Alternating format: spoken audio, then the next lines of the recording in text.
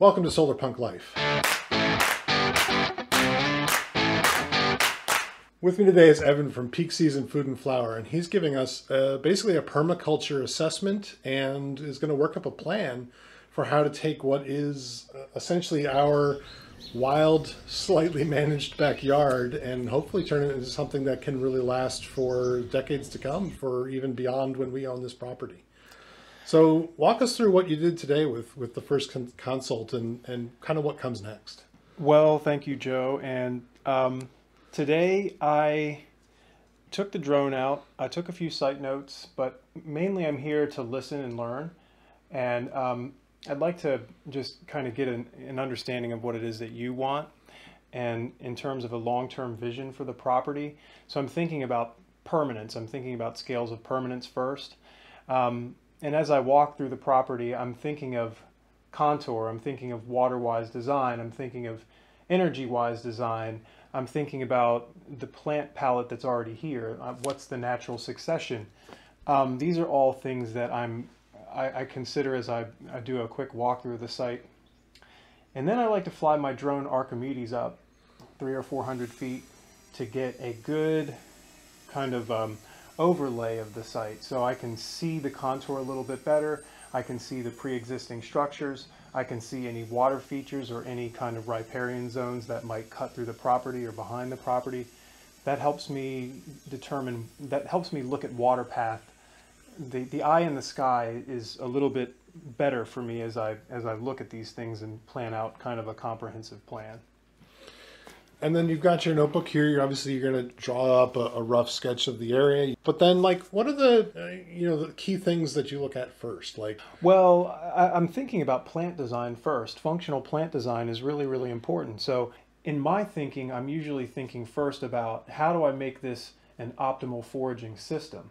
For me, that means that it's user-friendly, but it's habitat first. So you want to be building habitat, but you also want people to enjoy the system that they're browsing through. I like to do a smattering of plants. First, there are a couple foundational plants that are aesthetically nice and that could come out in a perennial bloom, and then there are the functional plants like the herbs and the aromatic pest confusers, the predator. The plants that bring in beneficial predators. You've got dynamic accumulators like comfrey, which is helping to dredge up subsurface minerals and make them available to the tree roots. So I'm mainly thinking about how to create tree guilds. and so a tree guild, then, just like walk us through the very basics of that. That's a series of maybe 2 different or 3 different types of trees, plus then supporting ground cover and low bushes that will all work together and support each other from a root system perspective, from a nutrient needs and nitrogen fixing perspective, breaking up the soil perspective.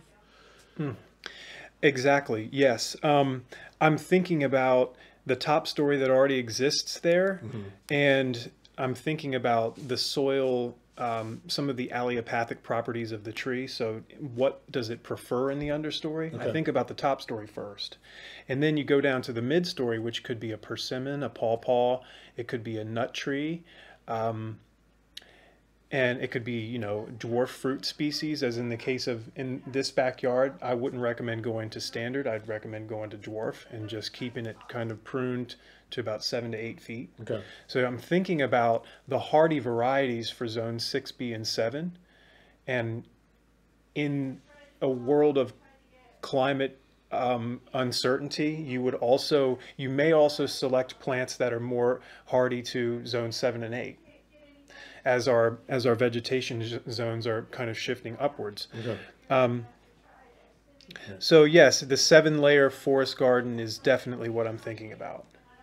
I'm thinking about the nitrogen fixers. I'm thinking about buffer plants that can take the allelopathics of any particular tree, be it, a black walnut might have a jugalone poison that it's putting into the soil. You could consider some gumi or some Siberian pea shrub might be a good one to be a buffer.